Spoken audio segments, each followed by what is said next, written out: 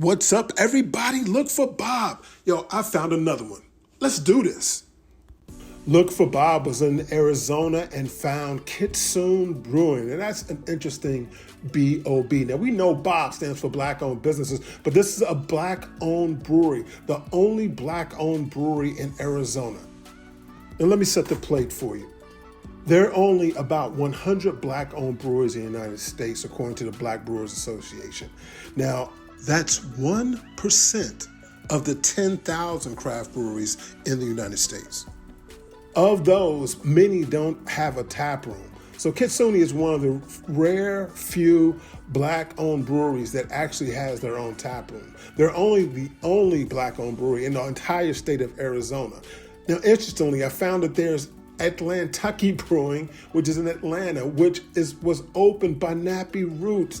Nappy Roots is a rap group. They used to have a song. Good. If you know Nappy Roots, yo, you're old, okay? But take it.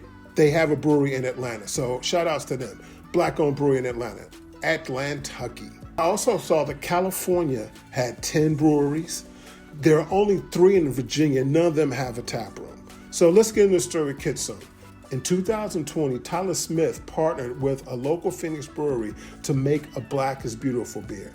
I'm not sure if you all remember that, but after the George Floyd incident and death, there was a thing from the National Black Brewers Association to make a Black is Beautiful beer. I remember there were a few collaborations that I saw in Chicago. So he gypsy brewed this beer, and apparently he saw enough success to where he was able to open up his own brewery. Now, Kitsune in Japanese folklore is actually a multi-tailed fox, which is a protector of the community. So I think that's a perfect name for a community bar and brewery. So if you're ever in the Phoenix area, make your way to the North Phoenix neighborhood and check out the 2025 Best Place to Take a Geek Who Loves Beer and the 2023 Best New Brewery in Phoenix, Kitsune Brewing. Tyler Smith, way to go, my brother. Yo, get out there, check him out. Look for Bob. Don't forget to like and subscribe. So let's taste these beers and see what's really up.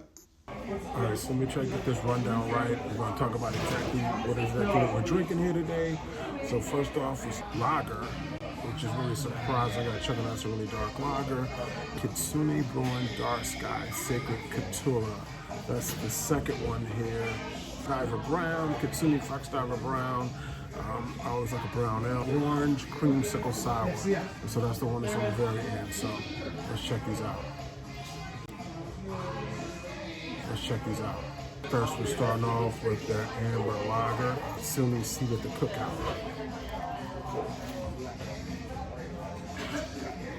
That's good.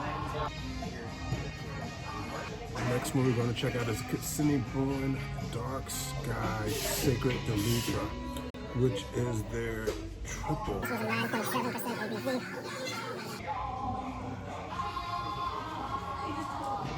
Yeah, this is a solid 1-1 IPA.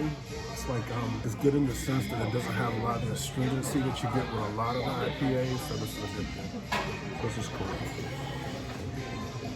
As you can see too, they got lots of. They have lots of different items you can buy with the t-shirts, a lot of gear. I'm probably going to get up on a hat that you can see right here. They got these hats, so I'm probably going to get up on some of those. It's a lot of trucker style hats that are real everybody's wearing out here in Arizona, which is interesting, but funny. All right, so I always like a good brown. So this next one we're going to try here is the brown ale. This is the Kitsune Fox Diver Brown. You know, while I've been here too, I've seen the owner around a couple of times, so I'm trying to catch up with him, check him out, let him know that I've been keeping an eye on him. I've been wanting to get out here and check his brewery out. So that's what I found interesting about these beers, that they're good, they're solid. I think the one way I would describe them is they're not like an overly rich beers. This is a brown ale. This is a brown ale that I could just sit here and chug, which, you know, that's good in that sense. It's not rich and heavy. When you have something big, you can only drink, you know, one or two, or drink one all afternoon, or, you know, for an hour or so. So this is cool. All right, this next one I'm going to check out, which is looks pretty dope too. And this one is the orange creamsicle sour. So this is some like an orange creamsicle Berliner Weiss. Yeah, it's a fruited Berliner Weiss, of course, with the orange in it. So we're gonna check this out. I'm not sure if the camera's able to really catch all this color they're like to get, but it is like this crazy orange. You can kind of see it there too. So let's check this out.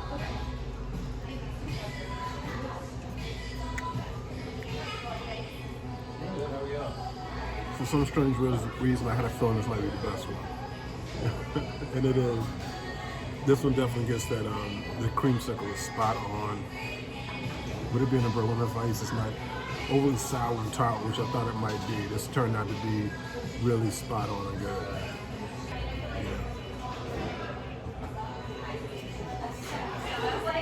I will drink this one. You know, this could be really dangerous, but you know, a lot of times with Berliner Weisses, they're usually not high ABV, which may be the case here too.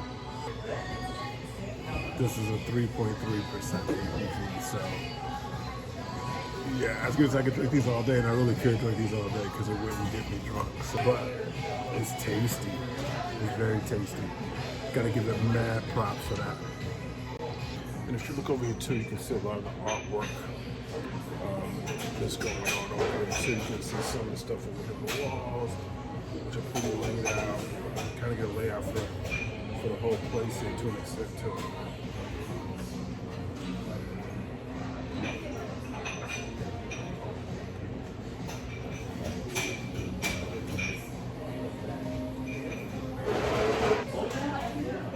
I'm drinking this one all the way. I just keep sipping this one.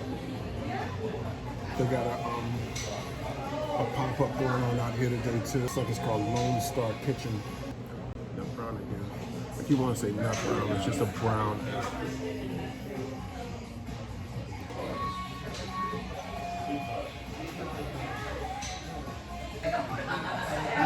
I'm taking on this sip of this IPA too. I can definitely say it's the fact that there's not a lot of astringency on here that makes this really good too. Again, it really makes it pretty crushable.